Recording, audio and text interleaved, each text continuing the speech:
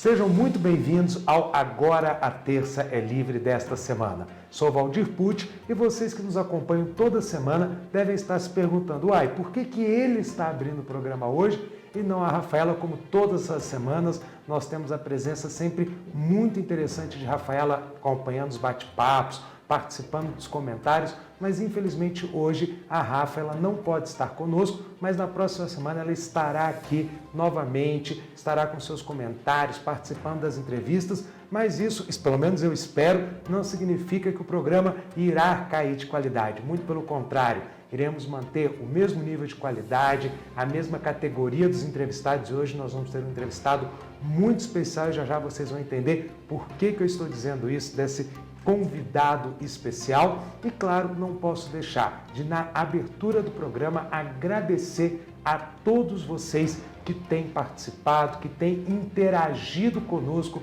nas nossas redes sociais. Já pegamos aí muitas ideias de programas que nós vamos começar a realizar, então as pessoas estão mandando ideias, propostas, sugestões de convidados que para nós mostram justamente que o Agora a Terça é Livre tem crescido a cada semana e principalmente tem atingido o seu objetivo, que é você, que é ajudar você a formar a sua opinião, ajudar você a entender o Brasil e o mundo, como nós sempre falamos, baseado na verdade, baseado em fatos e não em narrativas. E hoje a gente ainda vai falar um pouquinho de narrativa mais para o final do nosso programa, e acho que vocês já entenderam o que eu quero dizer, mas o importante é isso, é que todos têm que ter opiniões, mas opiniões baseadas em fatos, e o Agora a Terça é Livre quer justamente isso. Então, quando vocês nos mandam mensagem, quando vocês interagem conosco nas redes sociais, é uma demonstração clara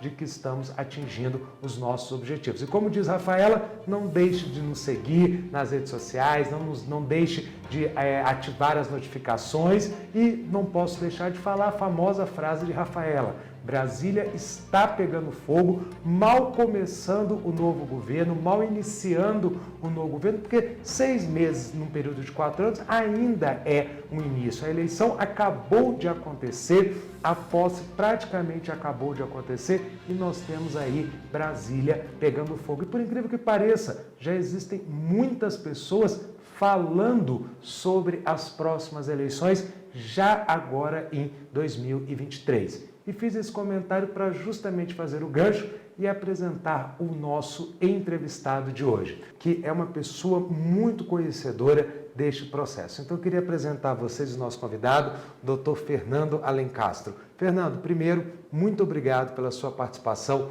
no Agora a Terça é Livre. Em meu nome e em nome da Rafaela, que infelizmente não pôde estar aqui, gostaríamos de realmente agradecer essa presença. Mas, Fernando, vou te pedir só um minutinho antes da gente começar a conversar, eu apresentar o seu currículo para quem está nos ouvindo. Gente, o Dr. Fernando Alencastro, ele é especialista em direito eleitoral, vice-presidente do IEDF, analista judiciário do TSE, professor e fundador da Escola do Eleitor. Fernando, mais uma vez, muito bem-vindo ao Agora a Terça é Livre.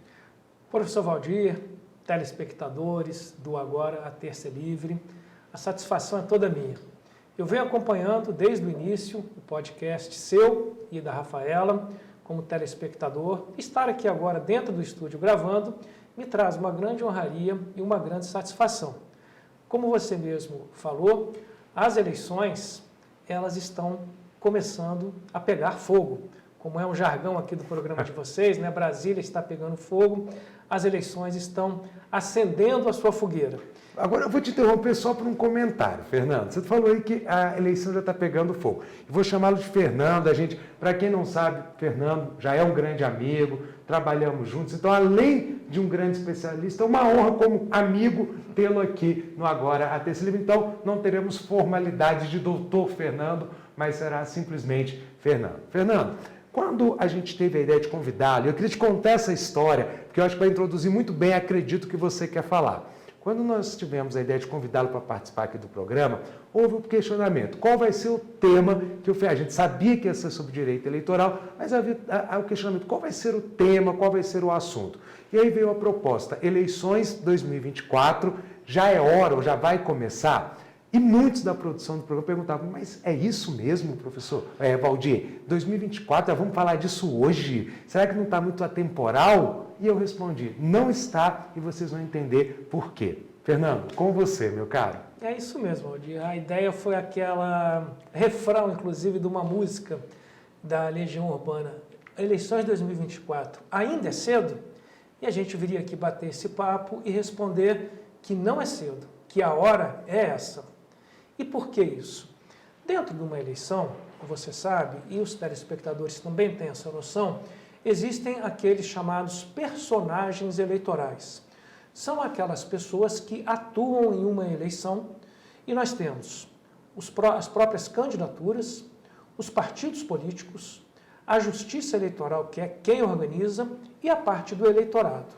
Então a ideia é que a gente fale sobre o vértice de cada um deles, como é que estamos agora em junho de um ano não eleitoral, como esse é o de 2023, mas já com um pé nas eleições de 2024.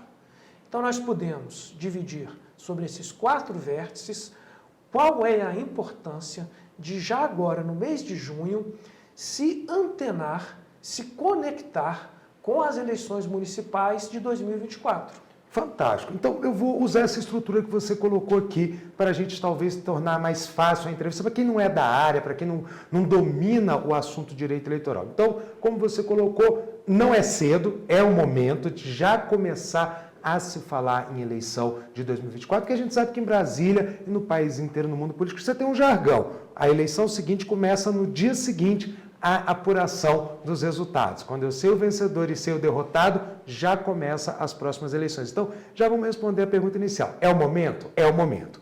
E aí, pegando esses 4 vértices que você colocou, pegar uma ordem aqui aleatória, começando com candidaturas. Por que você diz que este é o momento das candidaturas, uma vez que a gente sabe que a campanha vai ser só o ano que vem, ela só pode ser feita oficialmente a partir do ano que vem, e ainda falta muito tempo, por exemplo, para a escolha efetiva dos candidatos pelos partidos políticos? Perfeito, Valdir. Você falou exatamente em relação à campanha, que ela começa no ano eleitoral e só lá a partir do dia 16 de agosto. Então pode parecer, ora, se a campanha eleitoral só começa em 16 de agosto do ano da eleição, e nós estamos aqui em junho, quer dizer, basicamente há um ano e um mês antes do início da campanha oficial, como falar em campanha nesse momento? Nós não vamos falar de campanha, mas nós vamos falar de um instituto previsto na lei eleitoral que se chama a pré-campanha. E esse instituto da pré-campanha, ele é tão importante e pode ser tão explorado por pré-candidatos e pré-candidatas que, inclusive, aqueles que são filiados a partido político ou que pretendem se filiar e lançar candidatura para o ano que vem, que a gente até já esclarece para quem está assim pela primeira vez ou de uma maneira superficial acompanha a organização das eleições, de que as candidaturas são escolhidas lá em julho do ano da eleição.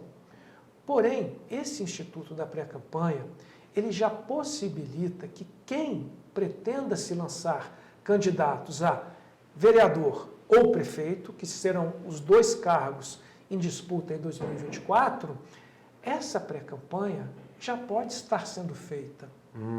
Eu diria até mais, embora eu não seja da área de marketing, eu sou da área jurídica, se eu fosse de uma área de marketing, eu já diria que a pré-campanha, ela não pode ser feita, ela já deve estar sendo feita. Fernando, a gente aprende na vida, assim, ouvindo de política, que campanha só não pode ser feita com antecipada, ou seja, ela só pode começar, como você falou, dia 16 de agosto do ano eleitoral. Eu sei que você está usando o termo pré-campanha, então te pedi de uma forma muito simples.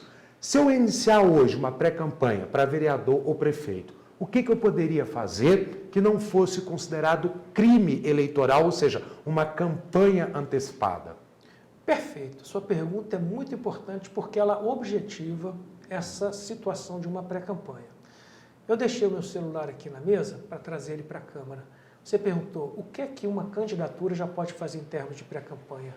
tudo aquilo que isso aqui permite, Valdir, em termos de imagem, um pré-candidato, uma pré-candidata, e vejam, é muito importante que nesse momento, que ainda antecede o mês de julho do ano que vem, todos aqueles e aquelas que pretendam se candidatar se nominem como pré-candidatos e podem explicitar à luz do dia que estão fazendo pré-campanha.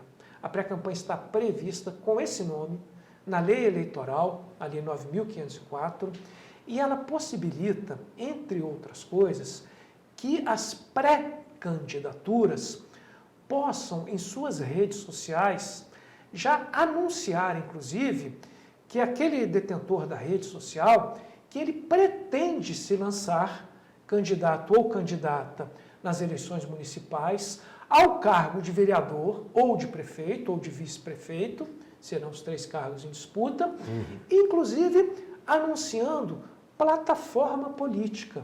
Perfeito. E essa eleição municipal, Valdir, Mas pedir voto ele não pode. Exatamente. Então, o que ele pode... Esse é um curso, inclusive, que depois, em primeira mão, no final do podcast, a gente vai estar lançando aqui. Teremos novidades, então? Teremos novidades, que é esse Ótimo. curso da pré-campanha, Limites e Possibilidades. Ah, Então, fantástico. dentro das possibilidades, eu posso usar da minha rede social para dizer que eu pretendo ser candidato, que eu acho que aquelas ruas da minha cidade continuam esburacadas, que eu apoio o prefeito, ou que eu não vou apoiar o prefeito, porque ele deixou de investir na área de educação, ou na área da saúde. Eu posso fazer críticas, eu posso fazer elogios, eu posso fazer comentários políticos, eu posso dizer que a minha plataforma vai ser focada na educação, ou vai ser focada na saúde, ou no transporte público, enfim.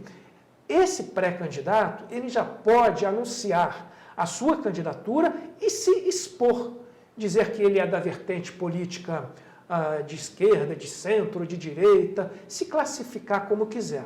Mas você foi no ponto crucial que a jurisprudência do TSE e a própria legislação diz o que não pode ser feito na pré-campanha, que é exatamente pedir voto diretamente.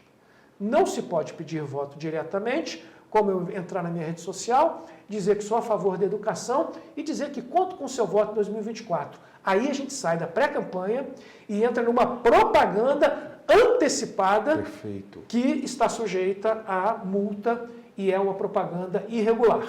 E essa ausência do pedido de voto, Valdir, curioso é que a jurisprudência do TSE, que é o Tribunal Superior Eleitoral, e quando eu digo jurisprudência, considerando a ampla audiência do podcast, que inclusive tem pessoas que são formadas em direito e não tem, quando a gente diz jurisprudência, essa palavra significa que é um determinado assunto jurídico julgado reiteradas vezes por um determinado tribunal da mesma forma. Então, a isso se dá o nome de jurisprudência. Perfeito.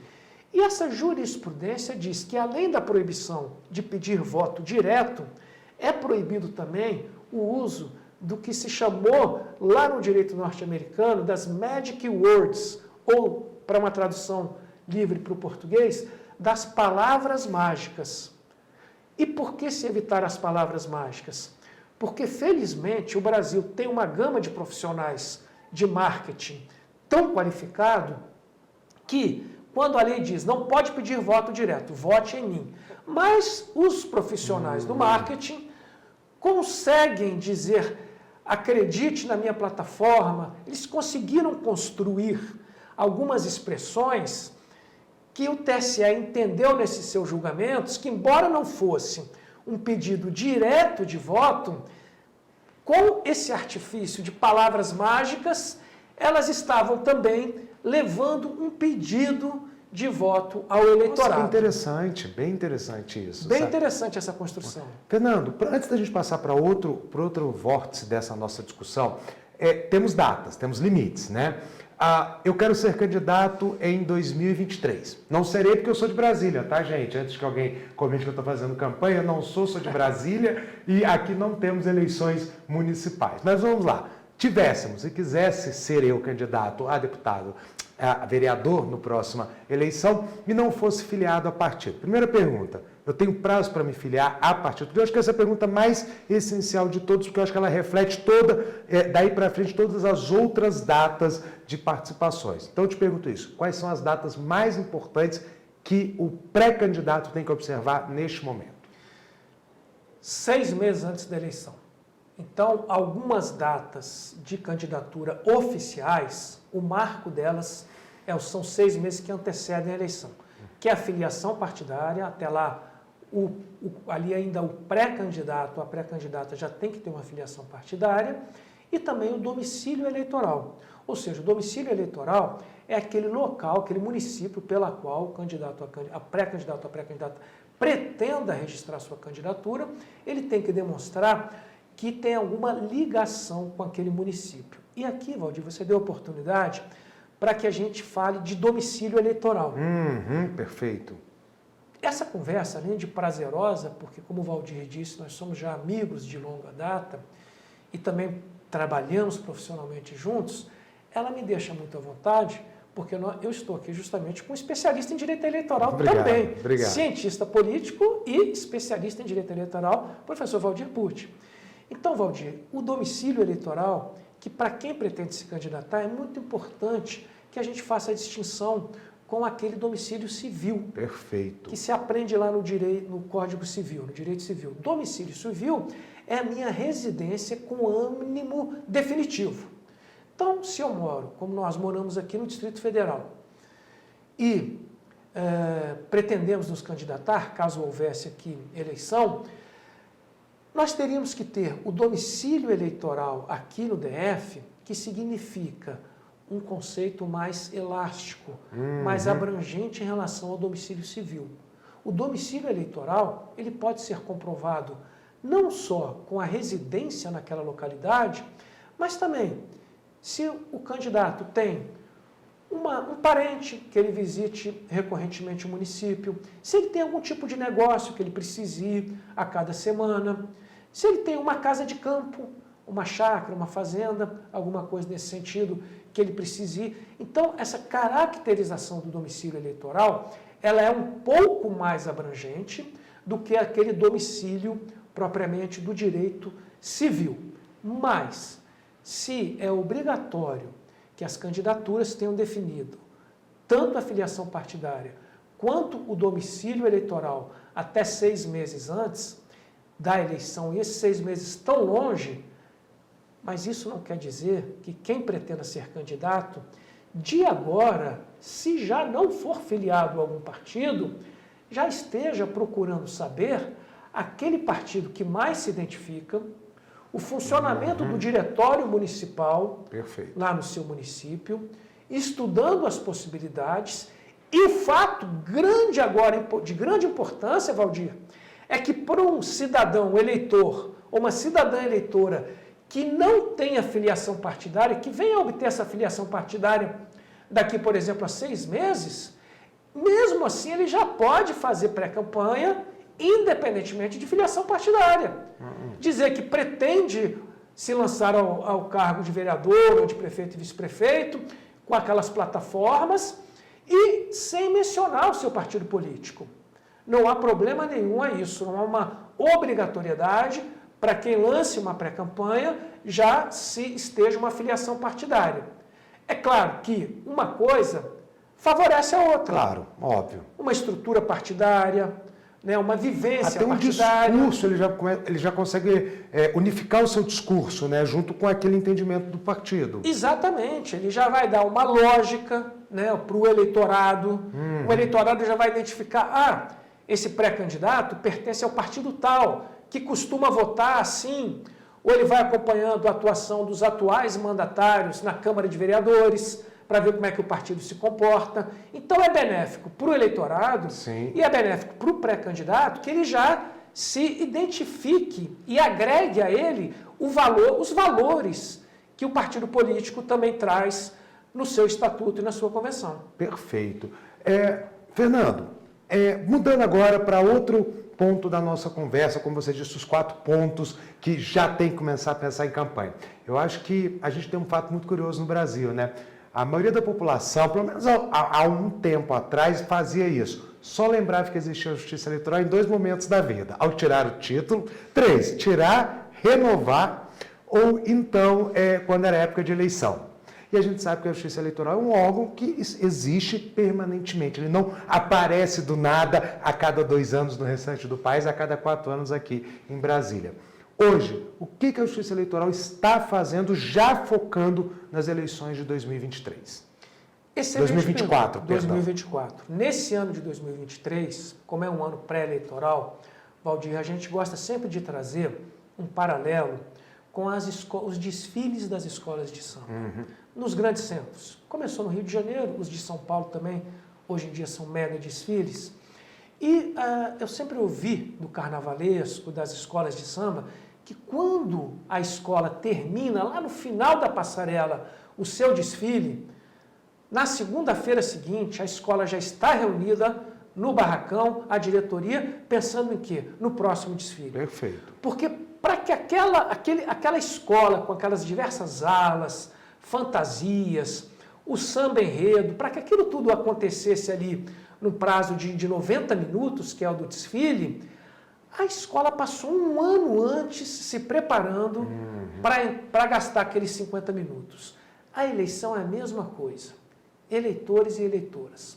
Quando vocês se dirigem à urna eletrônica, naquele primeiro domingo de outubro para o primeiro turno, e onde houver necessidade, no último domingo de outubro para o segundo turno, e teclam lá o número dos seus candidatos, aquele momento que para o eleitor dura 2 minutos, Valdir, a Justiça Eleitoral passou 2 anos para preparar aquele momento. Porque é uma logística continental, dado o tamanho do nosso país, em que há diversas fases e etapas que são todas preparadas com 1 ano e meio a 2 de antecedência. Então, nesse momento, agora, por exemplo, além de estar renovando a frota de urnas eletrônicas, e são licitações complexas, demoradas, então, além de estar renovando parte da frota de urnas eletrônicas, a Justiça Eleitoral já está pensando na regulamentação das eleições. Nós temos algumas leis básicas eleitorais, a 9.504, que é a Lei Geral das Eleições, a 6490, que é a Lei das Inelegibilidades, a dos partidos políticos. Perfeito. E outras leis que são leis âncoras. Porém, a Justiça Eleitoral tem também o papel de ser uma instituição regulamentadora da legislação eleitoral. E toda eleição, o TSE expede as chamadas resoluções eleitorais, que são resoluções temáticas, muito didáticas, excelentes para estudo, nas quais registro de candidatura, tem a resolução de registro, propaganda eleitoral, a resolução da propaganda, diplomação, a resolução da diplomação, apuração, a resolução da apuração. Então, cada etapa do período eleitoral, a cada etapa corresponde uma resolução. E essas resoluções, elas precisam estar editadas até o fim desse ano que antecede a eleição. Perfeito. E para que o plenário do TSE aprove essas resoluções até dezembro, agora já no primeiro semestre do ano de 2023, o tribunal, juntamente com os tribunais regionais eleitorais, já estão divididos em grupos de estudo temáticos, chamados os GTs, grupos de trabalho, que elaboram essas minutas de resolução com a perspectiva do ano anterior, da eleição anterior, aquilo que deu certo e aquilo que precisa ser aprimorado, para que seja encaminhado pelo relator ou pela relatora ao plenário até o final desse ano de dezembro. Portanto, seja sobre o aspecto tecnológico de renovação do quadro de urnas eletrônicas, seja sobre o aspecto da regulamentação das eleições, nesse momento, em junho, no primeiro semestre de 2023, a Justiça Eleitoral já está a pleno vapor se movimentando para a organização das eleições de 2024. Fernando, só para complementar essa questão, eu também posso dizer que a Justiça Eleitoral também já está fiscalizando as eleições de 2024. Pergunta que eu quero te fazer objetiva. Se eu vi, por exemplo, um pré-candidato se colocando como candidato, ou se eu vi alguém pedindo votos já nessa eleição, ou então já começando a cometer crimes mesmo, do tipo compra de votos, etc. Eu tenho como fazer uma denúncia para a Justiça Eleitoral, ela tem como já começar a atuar, ou tem que esperar a campanha eleitoral para que isso possa ser efetivado? Depende, Valdir. Algum tipo de ação judicial eleitoral, ela tem também um marco inicial para que ela possa ser proposta, como, por exemplo, a famosa AIJE, Ação de Investigação Judicial Eleitoral, na qual se admite para aquela eleição que ela seja proposta a partir do mês de julho, logo após as convenções e o início do registro de candidatura. Porém, se, como você mencionou, um cidadão, um partido político, um pré-candidato, perceba que já há uma movimentação irregular de pré-candidaturas, ao invés de estarem fazendo uma pré-campanha, estarem de fato fazendo uma campanha, atos de campanha com pedido de voto, às vezes com gastos de dinheiro, a Justiça Eleitoral, como integrante do Poder Judiciário, está sempre de portas abertas a receber eventuais ações que estejam ali demonstrando alguma irregularidade eleitoral. Então, por meio de outras classes processuais, como uma representação, pode sim, se chegar à Justiça Eleitoral, o cidadão comum, se não for assistido por um advogado para entrar na Justiça, pode encaminhar ao Ministério Público Eleitoral algum tipo de irregularidade e o Ministério Público, uma vez avaliando aquele fato, poderá propor a devida ação judicial eleitoral perante os órgãos da Justiça Eleitoral. Perfeito. E aí eu vou fazer um gancho aqui para nosso terceiro ponto do que nós falamos dos 4 vórtices dessa questão da preparação para a eleição do ano que vem. Vamos falar do eleitor. Tá? Primeira coisa, eu acho que é excelente essa posição que você coloca, quando a gente não pode colocar o eleitor numa posição passiva ou de coitadinho. O eleitor é alguém atuante e é talvez o principal elemento de todo o processo eleitoral. Existe, por causa do eleitor e para o eleitor, todo um processo, toda uma regulamentação, toda norma, toda lei, toda resolução está lá em nome do eleitor. O que o eleitor hoje, há um ano ou há mais de um ano da eleição, ele pode já fazer? Quais são as obrigações dele nesse período pré-eleitoral? Eu tenho alguma obrigação de comparecer a cartório eleitoral ou não comparecer? Ou não preciso fazer nada? Eu aguardo a eleição, o dia do voto, vou lá e digito as teclas. Não, tem sim. Você, eleitor ou eleitora, primeira situação é em termos da sua regularização perante a Justiça Eleitoral. Muitos eleitores e eleitoras, por diversos motivos, deixaram de votar na eleição de 2022, seja no primeiro turno, seja no segundo turno, ou inclusive até nos 2 turnos. Então, a primeira coisa é essa regularização. Os prazos do pedido de justificativa já passaram, mas estão sendo agora também analisados. Se você não justificou, mas faltou a um dos 2 turnos da eleição de 2022, você deve já imediatamente regularizar a sua situação perante a Justiça Eleitoral. Se eu regularizar, eu não voto? Exatamente, você está sujeito a não estar com o seu título regularizado e não ter a capacidade de votação em 2024. Então, regularizar. Se você tiver que pagar uma multa, pague essa multa. A multa hoje ela varia entre R$ 3 e R$ 5, é muito barata, uma multa barata. De simples resolução, você pode entrar no site de tribunais regionais eleitorais, no site do Tribunal Superior Eleitoral, emitir a guia e se dirija ao seu cartório para regularizar a sua situação. Outra coisa muito importante, Valdir, a eleição do ano que vem é uma eleição municipal. Fernando, vou voltar só um pouquinho, porque claro. eu fiquei com uma dúvida, talvez quem esteja ouvindo o podcast tenha ficado também com essa dúvida. Nós temos 2 situações diferentes. É quem está irregular junto à Justiça Eleitoral e quem perdeu o prazo para justificar a ausência na eleição passada. A pessoa que está irregular, como você falou, ela não vota. Se ela não regularizar, ela não pode votar em 24. É isto?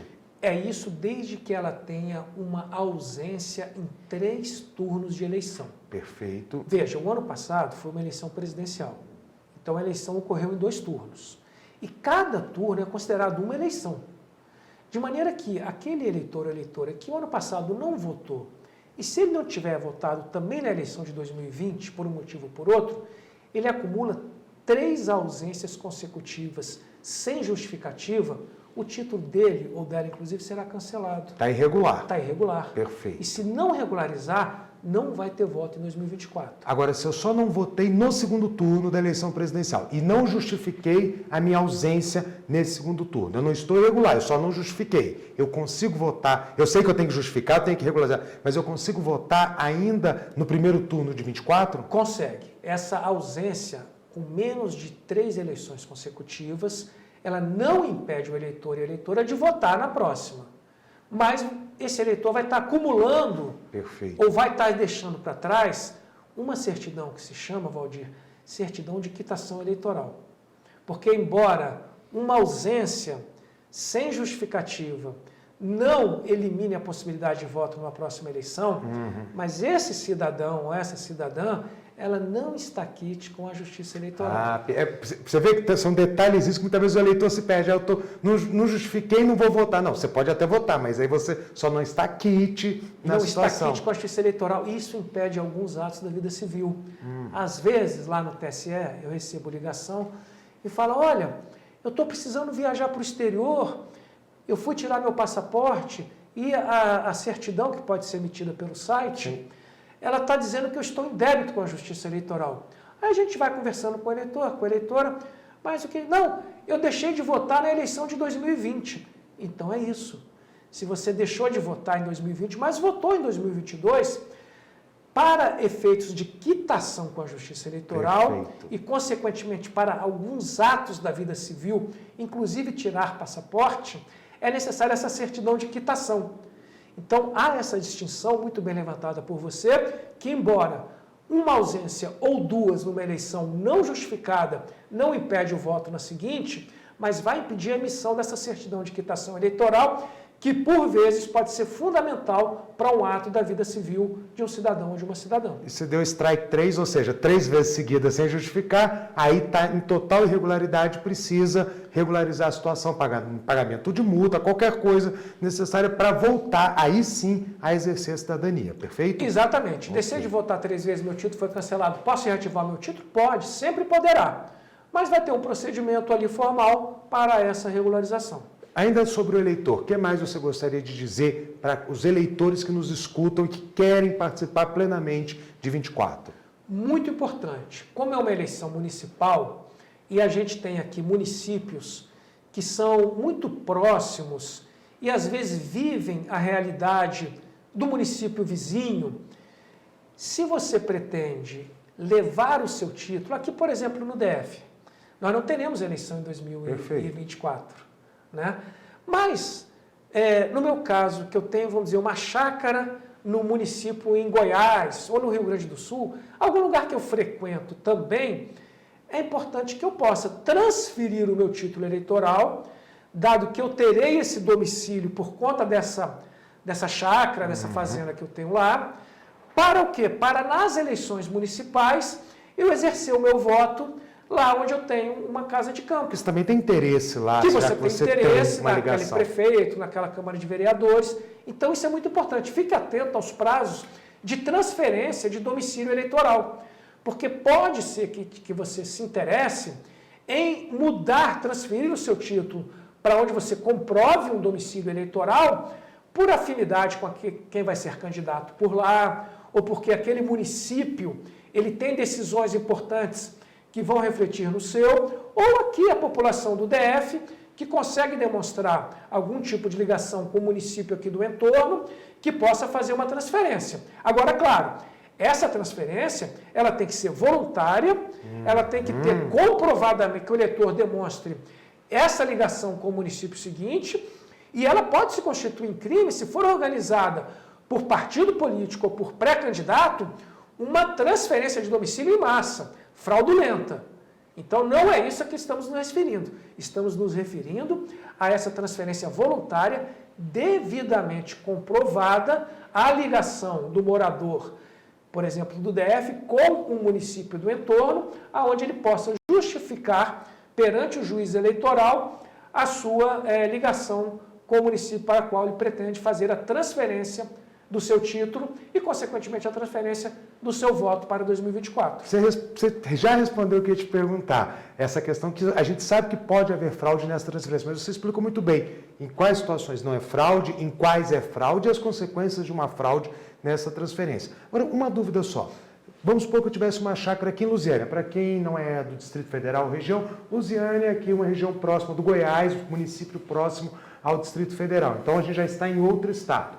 Fernando, se eu tenho uma chácara em Lusiânia, transferi meu domicílio eleitoral para Lusiânia, porque eu tenho interesse na eleição lá, por questão de infraestrutura da região onde está minha chácara. Eu posso depois retornar esse título ao DF para votar em 2026 aqui no DF, que é onde eu moro, onde eu tenho minha residência fixa, ou há um prazo para essas transferências? Sempre haverá um prazo. O prazo para as eleições de 2024, eles vão corresponder a cerca de 4 meses antes do período da eleição. Porque em maio do ano da eleição, o chamado cadastro eleitoral, que é onde todos nós, eleitores e eleitoras, estamos relacionados, ele é fechado. Então, qualquer movimentação de domicílio eleitoral tem que ser feito antes do mês de maio da eleição, porque senão fica fechado o cadastro.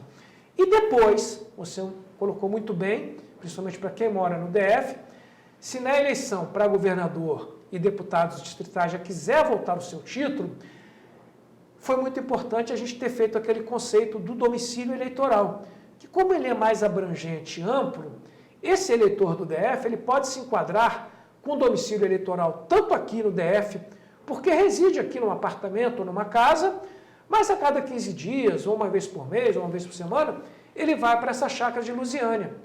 Então ele vai conseguir justificar uma relação com Lusiânia para a eleição municipal e, portanto, pedir a sua transferência para lá na eleição municipal e depois pedir a volta para o Distrito Federal, que ele vai comprovar a sua residência aqui. E, portanto, dentro de uma daquelas hipóteses de caracterização de domicílio eleitoral também no DF. Fernando, nós estamos quase chegando no final da nossa entrevista, mas eu tenho que tratar 2 pontos com você que eu não posso deixar. Primeiro, o nosso 4º ponto do nosso quadrado, que é justamente a figura dos profissionais que vão trabalhar na campanha eleitoral, que atuam na área de campanha eleitoral. É o momento deles também já estarem se preparando para essa campanha, para esse momento que ainda tem 1 ano e meio para chegar nela? Valdir, a hora é essa.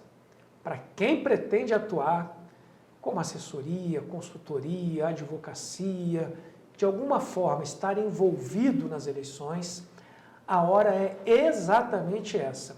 Dou como exemplo que há cerca de 1 semana o Tribunal Regional Eleitoral do DF já lançou um curso de propaganda eleitoral.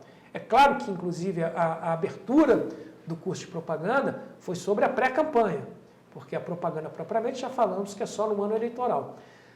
Mas a capacitação desse profissional, o acompanhamento da legislação, das resoluções do TSE, do preparo em termos do que a Justiça Eleitoral está fazendo, esse profissional deve começar, Valdir, eu diria, já. A hora é exatamente essa, para que quando estivermos a 1 ano antes da eleição, que vai ser no primeiro domingo de 2023, e é quando o Congresso Nacional sempre faz alguma mini reforma eleitoral, esse profissional já esteja sabendo de todas as alterações legislativas.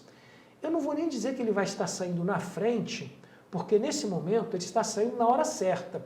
Ele vai estar saindo na frente de quem estiver atrasado. Perfeito. Mas quem for começar, quem for atuar em 2024, inicie a sua capacitação agora, principalmente acompanhando no Congresso Nacional a movimentação de alteração legislativa que já existe lá. E aí eu vou pegar um gancho. Eu te apresentei como fundador da Escola do Eleitor. O que é a Escola do Eleitor? Já que nós fechamos os nossos 4 pontos, o que é a Escola do Eleitor? Como é que ela atua? A grande questão é essa. Valdir, a Escola do Eleitor, ela surgiu de uma percepção que eu tive ao longo desses 28 anos de justiça eleitoral, lá no TSE, de que o eleitor ele é muito pouco capacitado sobre os conceitos da cidadania eleitoral. Como acontece uma eleição? Qual a diferença do voto branco para o voto nulo? É verdade que se eu votar nulo, eu vou estar ajudando a candidatura Y ou X? Se eu deixar de votar, o que acontece? Qual é a diferença do sistema proporcional para o sistema majoritário? Interessante. O que faz um deputado distrital? O que faz um deputado federal? Qual o papel de um vereador, de um prefeito? Então, a escola eleitoral, ela surge dessa percepção, dessa lacuna de uma educação cidadã. A maioria dos institutos eleitorais e dos professores de direito eleitoral, ele mira o profissional que vai atuar. E aí ele já entra com juridiquês, ele já entra com expressões do mundo jurídico. A justiça eleitoral, embora tanto o TSE como alguns tribunais regionais tenham ações educacionais voltadas ao cidadão eleitor e à cidadã eleitora, essas ações são muito poucas ainda e não atingem as dezenas de milhões de eleitores que o Brasil tem. Então a Escola do Eleitor, ela surge com essa proposta de levar uma educação eleitoral ao alcance de todas e de todas, em uma linguagem popular, trazendo, explicando com clareza os conceitos que envolvem uma eleição. Nós temos um site, o escoladoeleitor.com.br, temos também o Instagram, escoladoeleitor.br, e um perfil no Twitter. É um projeto embrionário, mas que já está no ar e que também já está apresentando um primeiro produto ligado também a indústrias, a instituições públicas, que é o projeto denominado Despertar da Cidadania, onde a Escola do Eleitor traz conceitos básicos de uma eleição para gerar uma capacitação. Valdir, nós percebemos que o brasileiro e a brasileira, a eleição, a política, entrou no dia a dia. Perfeito. E todo mundo quer, às vezes, falar com um pouquinho mais de propriedade sobre um assunto, onde dificilmente ele encontra uma capacitação. Porque essa capacitação, ela normalmente é profissional, e aí entra o linguajar que o cidadão e a cidadã leiga não conseguem atingir. A Escola do Eleitor quer dialogar, quer educar de uma maneira apartidária, apenas levar os conceitos elementares, básicos, de como funciona uma eleição, para que cada um dos eleitores e eleitores possa se atualizar e se aprofundar um pouquinho mais nos conhecimentos eleitorais. Fantástico, Fernando. Então, gente, não deixem de seguir e acompanhar a Escola do Eleitor. Fernando, repete só para mim. O Instagram, escoladoeleitor.br e o site escoladoeleitor.com.br. Gente, fica a dica aí fantástica. Agora, Fernando achou que antes de eu me despedir dele, eu nem ia cobrar dele a novidade que ele falou lá no início. Então, chegou o momento. Qual a novidade que você queria nos dar, a primeira notícia, a primeira mão aqui, para quem nos ouve, para quem nos assiste, Fernando? Temos sim, Valdir. Inclusive aqui a minha temática, como ficou bem clara, é o direito eleitoral. E além dessa proposta da Escola do Eleitor ter uma linguagem popular, nós estamos lançando também um instituto denominado Fórmula Eleitoral. Fantástico, parabéns. Obrigado. E nós vamos, esse Instituto Fórmula Eleitoral, ele vai trazer, inclusive, Valdir, uma fórmula de eleição. Nós estudamos e desenvolvemos uma fórmula chamando eleição de EL. Eleição é igual a RCP ao quadrado, que é registro, a campanha e a prestação de contas ao quadrado, porque tanto o candidato quanto o partido político tem que fazer prestação de contas eleitorais. Fantástico. E a partir dessa fórmula, a gente vai caminhar por cada etapa do processo eleitoral, aí sim, numa linguagem mais especializada, focada e dirigida ao profissional que vai atuar nas eleições de 2024. Isso é um curso? Isso é um curso. Fantástico, É um fantástico. curso denominado de Fórmula Eleitoral. Como que a pessoa pode ter acesso, aqueles que tiverem interesse, já tem um desenho, vocês ainda vão desenhar e depois vocês vêm aqui divulgar no Agora Terça Livre? É exatamente isso que eu já estou aqui trazendo, o lançamento, Fantástico. Porém, as mídias sociais onde esse curso estará ancorado, eu já estou deixando em abertura, não conte para ninguém aí, para o Valdir, mas já me autoconvidando para um próximo encontro, para aí sim poder trazer os detalhes de matrícula, de conteúdo programático. Fantástico. E de hospedagem de redes sociais onde estará esse curso. Belíssima iniciativa e já está convidado para retornar. Fernando, foi muito bom esse nosso bate-papo, essa conversa. Duas pessoas que gostam muito de direito eleitoral, então, se largassem, nós iríamos aqui. Era 3 horas de programa e entrando em detalhezinhos de direito eleitoral, mas eu acho que o mais importante é o que você falou. Não basta conhecer, mas a população tem que conhecer essa temática eleitoral em todos os aspectos e com linguajar que ela consiga entender. Então, por isso, quero te dar os parabéns pela entrevista. Por quê? Pela clareza de quem está nos ouvindo de casa, com certeza entendeu tudo o que você quis passar, o que você quis apresentar. Então, eu acho que realmente a hora já é essa para a campanha 2024. Muito obrigado em nome do Agora a Terça é Livre. Se você quiser se despedir, fique à vontade, meu caro.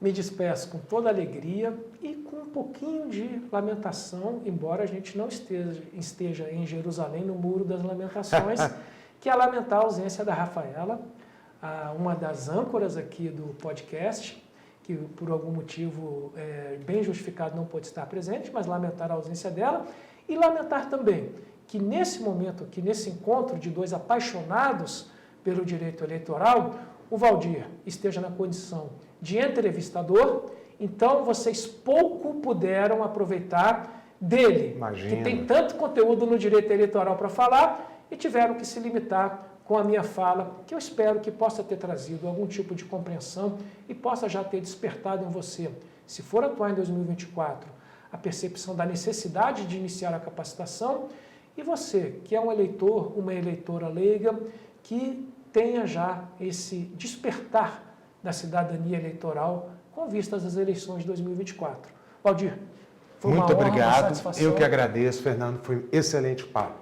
Gentileza do Fernando, foi uma aula dada por ele hoje e eu quero terminar o programa naqueles momentos finais, discutindo ou analisando rapidamente com vocês, mais uma vez, nos nossos minutos de política, um pouquinho de um fato e pegando um gancho aqui com a entrevista com o Fernando. Gente, a gente sempre coloca que conhecimento é tudo e a gente tem como lema maior deste programa o fato de que nós nos baseamos em fatos e não em narrativas. E confesso a todos vocês que nos ouvem, que nos assistem, que ao longo das últimas semanas, principalmente no momento em que eu ouvi o presidente Lula falando que democracia é uma narrativa, eu digo a ele que não é narrativa.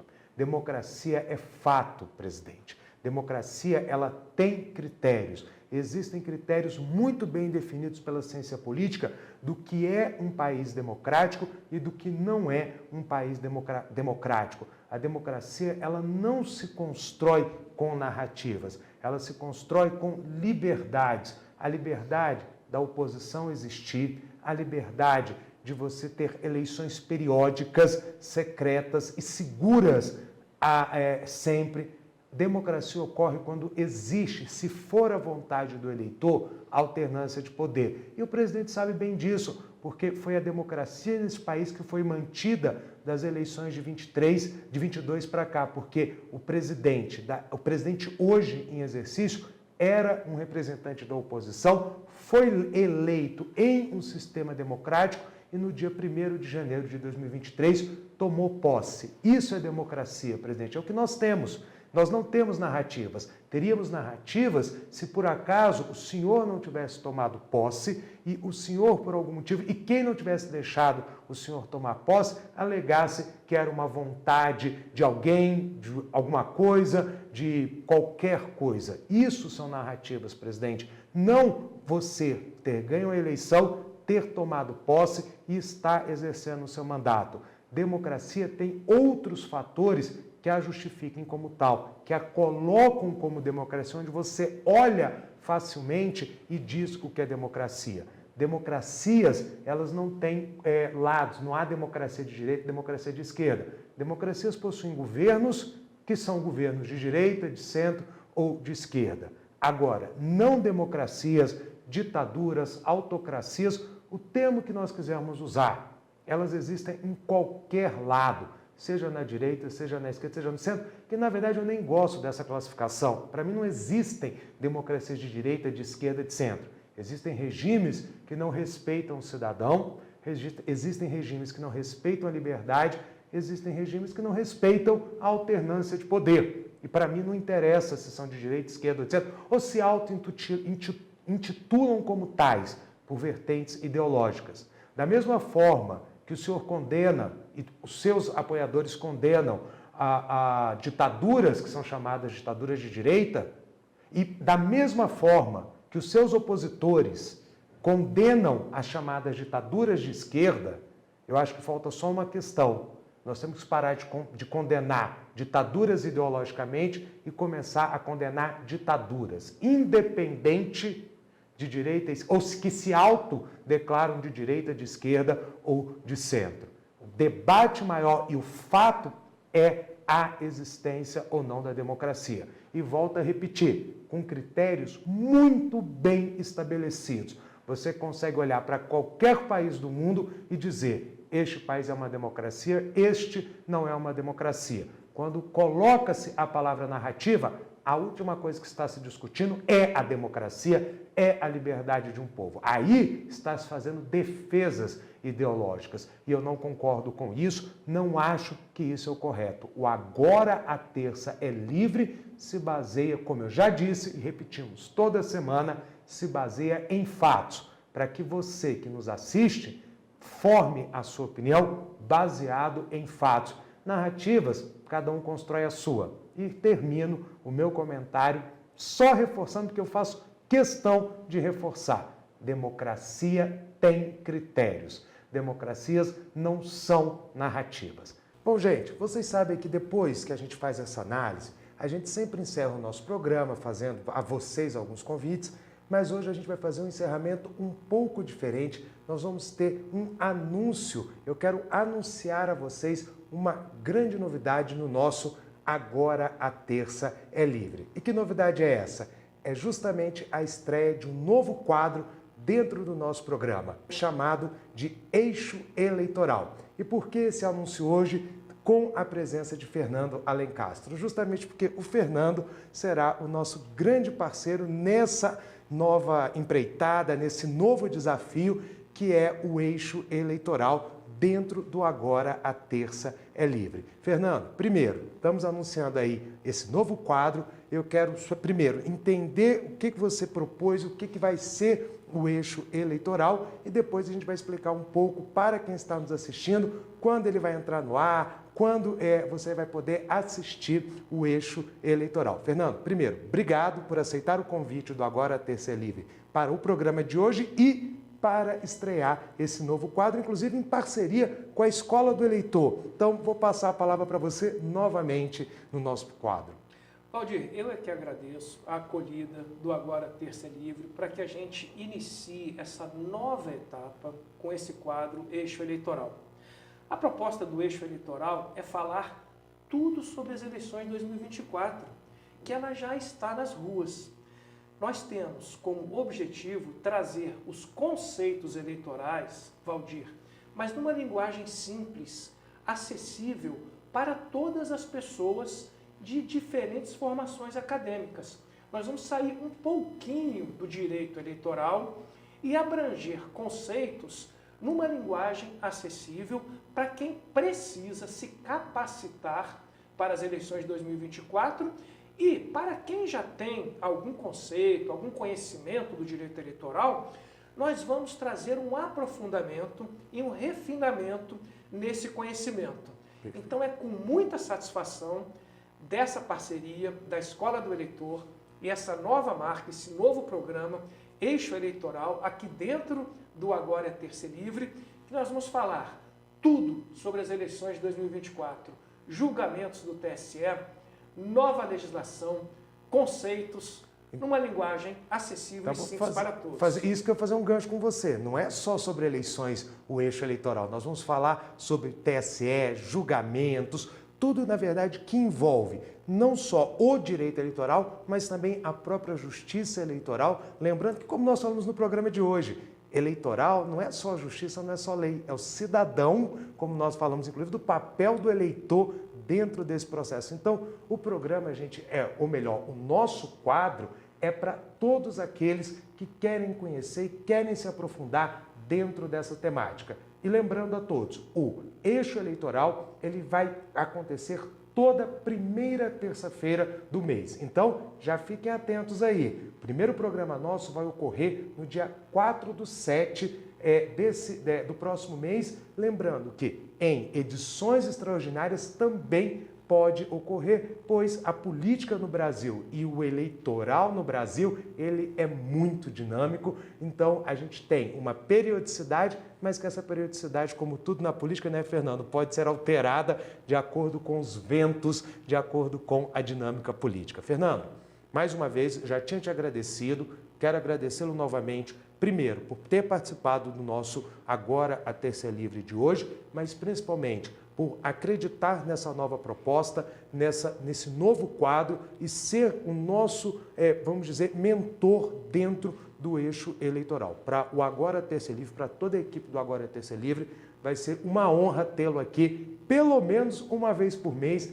para discutirmos essas questões, esse tema tão rico e esse tema tão interessante que, como a gente sempre fala, não é distante do cidadão, é do dia a dia do cidadão brasileiro. Muito obrigado, Fernando. Por nada, Valdir, toda satisfação. Como se diz, nós vamos tratar de cidadania eleitoral e, dentro de um jargão popular, tamo junto. Tamo junto, Fernando. Gente, muito obrigado mais uma vez por acompanharem o Agora a Terça é Livre dessa semana.